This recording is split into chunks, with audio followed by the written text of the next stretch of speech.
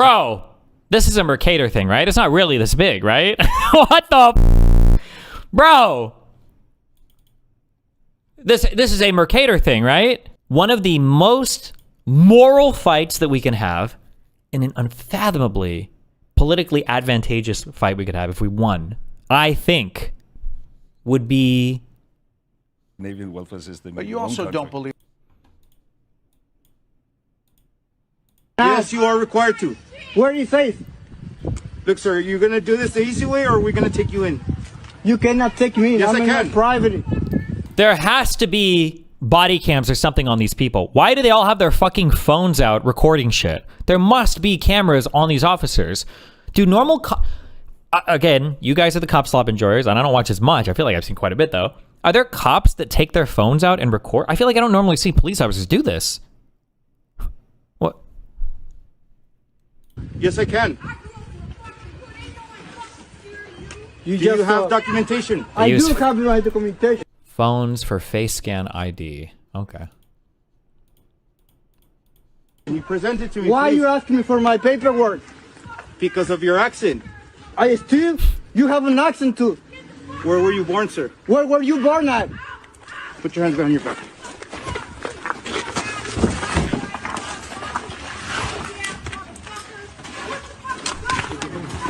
No, it's okay. Remember, that's too. The Supreme Court said that this is an okay way to stereotype people and ask them about immigration stuff. So it's okay. It's okay. Don't worry. We need Greenland for national security, so we're going to see what happens. If we don't go in, Russia's going to go in and China's going to go in. And there's not a thing that Denmark can do about it, but we can do everything about it. The president has made his view clear, and we have a different position. We therefore still have a fundamental disagreement, but we also agree to disagree. And therefore we will, however, continue to talk. President Trump and the Danish foreign minister on the U.S. effort to take over Greenland. The Danish foreign minister, Lars Løkke Rasmussen, joins me here live in studio. Mr. Foreign Minister, thanks for your time. Thank you for having me, Fred. Hold on. I'm sorry.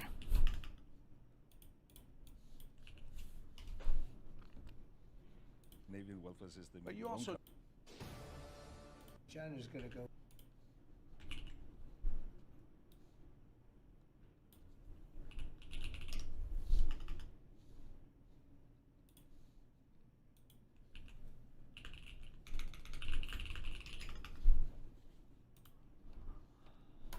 Good to see you again. I know it was an interesting day today. I want to get first, before we get into specifics, your take on that meeting with Vice President Vance and Secretary Rubio. My take is that it was a brilliant opportunity for us to share our view with our American friends. I mean, we are close allies. We have had diplomatic relations. You will not find an ally to US who have had uninterrupted diplomatic relationships as long as we have, for 225 years in a row. And to some extent, not to some extent, we share, the challenges linked to the situation in the Arctic. We didn't agree that it can only be achieved if US conquer, Greenland.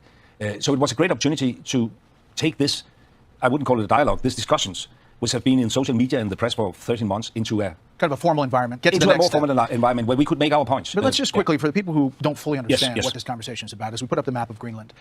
Denmark and Greenland, your relationship, you spend money there, the people there get funds from Denmark. Bro, this is a Mercator thing, right? It's not really this big, right? What the fuck? Bro. This is a Mercator thing, right?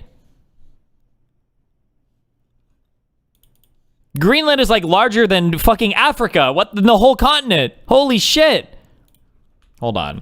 How big is it really? World map. The true size of, let me just check this out real quick. Hold on. Okay. Greenland.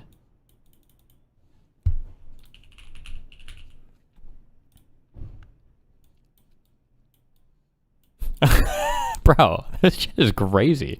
Okay.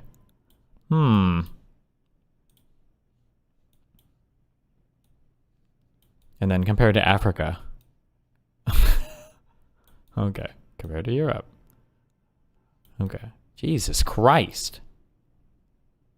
It's still fucking huge? Well, yeah, but not like larger than the continent of Africa huge. Jesus. Every year. Explain it to folks. What Denmark's relationship to Greenland? I mean, we are the Kingdom of Denmark. We consist of Denmark, the Faroe Islands, and Greenland, and we have a long-lasting relationship for hundreds of years. One 17,000 Greenlandic people are living in Denmark. It's 1/3 of the total population in Greenland. More than 1 out of 10 people in Greenland are Danes. So we are totally integrated. We share a history. And last night, the premier in Greenland made it crystal clear. Wait, what are the other people? Hold on. 17,000 Greenlandic people are living in Denmark. It's 1/3 of the total population in Greenland. More than 1 out of 10 people in Greenland are Danes. So we are. What are the other 90%? Native? Who the fuck is native to Greenland? Inuits? Okay. Jesus. Totally integrated. We share a history. And last night, the premier in Greenland made it crystal clear that even though, in a very long-term perspective, and I think that goes for all people across the world, they want some kind of independence. Right now, and for a foreseeable future, they want to be a part of the kingdom of Denmark. So here's the president's, the Truth Social he put out, NATO, tell Denmark to get them out of here. He's talking about China and Russia. Now, 2 dog sleds won't do it. Only the USA can. Danish intel warned last year that Russian and Chinese military goals toward Greenland and the Arctic. Then the Reminder, one of the most moral fights that we can have in an unfathomably politically advantageous fight we could have if we won, I think, would be making not Greenland, sorry. I'm watching too much of my monitors. We're making Puerto Rico and DC states. How many other territories do we have? And Guam, I guess. I don't know, Guam. What else do we have? I don't know all the U.S. territories. Puerto Rico and DC should be states. That's 4 more senators. That's however many congressmen, however many electoral votes. They should absolutely be states. Puerto Rico especially. What the fuck? And DC. What the fuck? But especially Puerto Rico. I don't know anything about what's going on in Guam or anything else. But American Samoa? Is that down in like near Australia or New Zealand or whatever? That shit's too far away. Who cares? This picture that kind of depicted that these 2 dog sleds choosing between either Russia, China, or the USA. There is a concern about Russia and China in that area, right? Yeah, we share that concern. I mean, but we also need to have a facts-based dialogue, and due to at least Danish intelligence, and I don't think your intelligence have a different view on that. We haven't seen a Chinese warship in Greenland for a decade or so. There's absolutely no Chinese investments in Greenland. When I served as Prime Minister, I served Prime Minister twice. We avoided any kind of Chinese investments in infrastructure. 10 years ago, the Road and Belt Initiative, what you have seen in Africa, we avoided all that. We now build new international airports in Greenland. They are funded by Danish money. We had an abandoned American military installation years ago. There was a global tender. I personally intervened in this in order to avoid, any Chinese footprint. So there's absolutely no Chinese footprint in Greenland. But they aspire. Having said that, we can say they aspire. Russia and China aspire. And having said that, I fully share. I know your president very well. I have met him on several occasions. I was among the first European leaders to meet him in his first term. And there's always, a bit of truth in what he's saying. And we definitely share the concern that Arctic is not any longer a low-tension region. And of course, we have to be aware of that. And that's why we have invested almost $15 billion last year in capabilities in Greenland. And that's part of the pitch you made today. The fear, do you believe? Notice how they spelled his name? They try to make it look as foreign as possible. Chill, okay? Listen, Fox News is not great people, but I think that I actually prefer... We should probably just learn the weird letters, maybe. I think we can do it as Americans. It's possible to learn the weird letters. Because the issue is if you don't, there's like 50 million different ways that people end up spelling it otherwise. Like I remember for Melina, because her last name was, I can't do the thing, Yordison or whatever. That sometimes they would spell it G-O with it was a dot over it, or was it the slash through it? And then other times it was like O-E, yeah. And then other times it was, I think I saw O-E-U, and I might have seen E-O once, but I think it was, but like it ends up becoming like there's so many different spellings that people use to substitute out of letters, and I don't know, it just seems fucking retarded as fuck. I think it's fine to just fucking learn the weirdo letters and have it, whatever. Do you want them to write Arab names in squiggly lines? No, we should just never talk to Arabs.